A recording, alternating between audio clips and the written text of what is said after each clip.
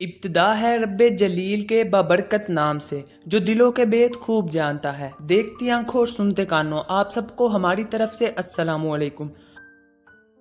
नाजरीन, इस साल हज होगा कि नहीं होगा?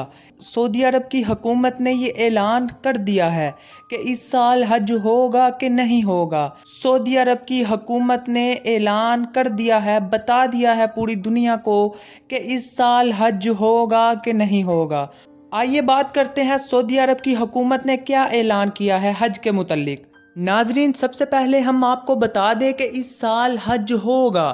अल्हम्दुलिल्लाह, बिल्कुल हज होगा इस साल। सऊदी अरब की हुकूमत ने ऐलान कर दिया है कि इस साल हज होगा, लेकिन एक महदूद मुद्दत तक होगा।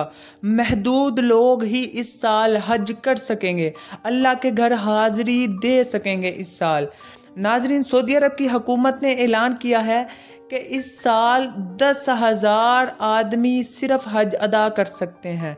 सऊदी अरब की हुकूमत ने 10,000 आदमियों को हज अदा करने की इजाज़त दे दी है।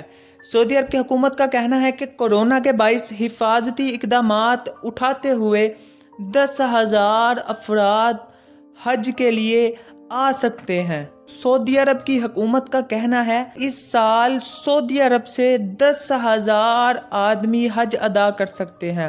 अदर कंट्रीज से कोई भी शख्स हज अदा नहीं कर सकता। सिर्फ और सिर्फ सऊदी अरब के 10,000 आदमी हज अदा कर सकते हैं, ऐसा सऊदी अरब की हुकूमत का कहना है।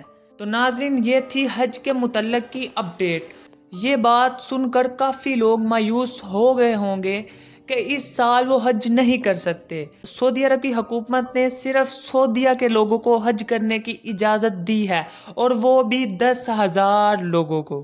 हम इंशाअल्लाह ताला अपने घरों में बैठकर टीवी पर हज को देखेंगे और साथ साथ अल्लाह का जिक्र भी करेंगे। तो अल्लाह पाक हम सबको इस पर अमल करने की तौफीक नसीब फरमाए, आमीन।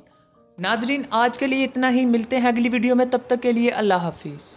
सब्सक्राइब करें शहरी टीवी को और प्रेस करें बेल आइकन के बटन को, ताकि हमारी हर लेटेस्ट अपडेट आप सब तक पहुंचती रहे।